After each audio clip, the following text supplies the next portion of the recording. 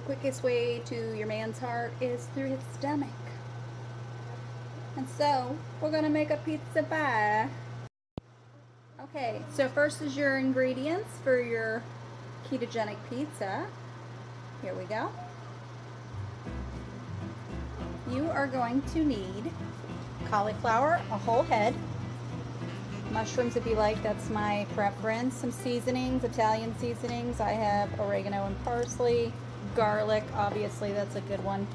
I like to use this uncured turkey pepperoni, which also has no nitrates in it, no dextrose, no added chemicals for your pleasure.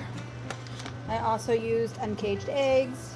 You can use just regular eggs if that's your cup of tea. As well as a little almond flour. Your first step is you're going to take your cauliflower, and I like to break it up, cut off all the stems, and put it in my Ninja or your blender, or you can use a knife and cut it up as finely as possible. Sometimes you can find the bags that they're already chopped, but I like to really make mine super fine, and I use cheesecloth if your strainer is a little big or your steamer has big holes in it. And as you can see, I am steaming it. It's very, very fine. Once it's done steaming, you take it out and you're gonna wring it out really good with your cheesecloth. I mean, like, keep it in the cheesecloth when it's cooled down and wring out every ounce of water that you can. Try to make it as dry as possible. Now this is the biggest trick. Everybody makes cauliflower pizza or keto pizza. It ends up being very runny, watery. The crust doesn't feel like crust. This is the trick.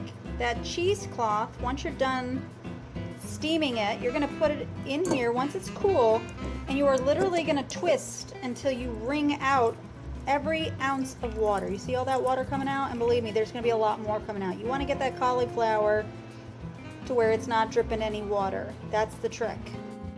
While my cauliflower is steaming, I like to take my 3 eggs, whole eggs.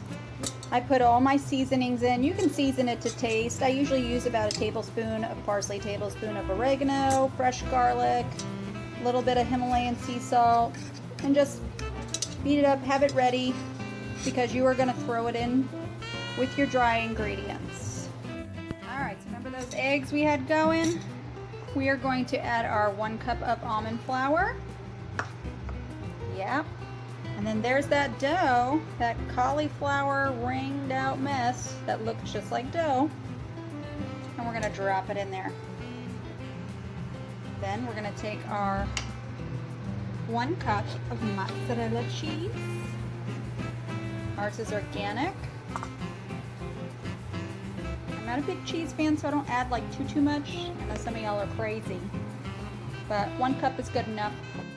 Another quick tip is, as you can see, I got a nice dough, but if your dough still is like kind of runny and it doesn't really like kind of get tacky or sticky enough, it doesn't have to be like super dry, then go ahead and add a little bit more almond flour, you know, get that consistency that you need to so that it's molding. I mean, like if it's falling through your fingers, it needs more. So kind of judge it by that. Here's my secret to a perfect crust. Parchment paper. Really doesn't let it burn unless you're one of those idiots that leave it on for like an hour. Another tip for the pizza crust is once you've rolled it out, make sure you take the edges and you just kind of like scrunch them up and create like a little crust. And what it does is a little ledge, so that after you cook it for 20 minutes and take it out, you can put your sauce and your toppings on. And then you put it back in for another 5 minutes to melt the cheese and put it all together. So it kind of gives a little ledge to hold the sauce in and just gives you a little pizza crust. I also like to make my pizza sauce from scratch, because that's how Italians do it, even though I'm not Italian, I'm just married to one. I like to use crushed tomatoes. I like to start off in my pan by putting a tablespoon of olive oil. You can use avocado oil, you can use coconut oil, however you want to get your fats in. A little bit of onion, garlic, Italian seasonings, season it to taste. Let it all simmer together. You got yourself some pizza sauce. Alright, we took that pizza crust out. Look at that, it looks so good. Now it's time for sauce, toppings, and you pop it back in the oven for about 5-6 minutes till your cheese is melted and your pizza's the way you like it. You can even incorporate your children to help you. Get that cheese on there, boy. Okay. Sprinkle, sprinkle. Oh, it's very like mushy. Yeah, that's because it's fresh mozzarella. No You made it processed yourself? poop.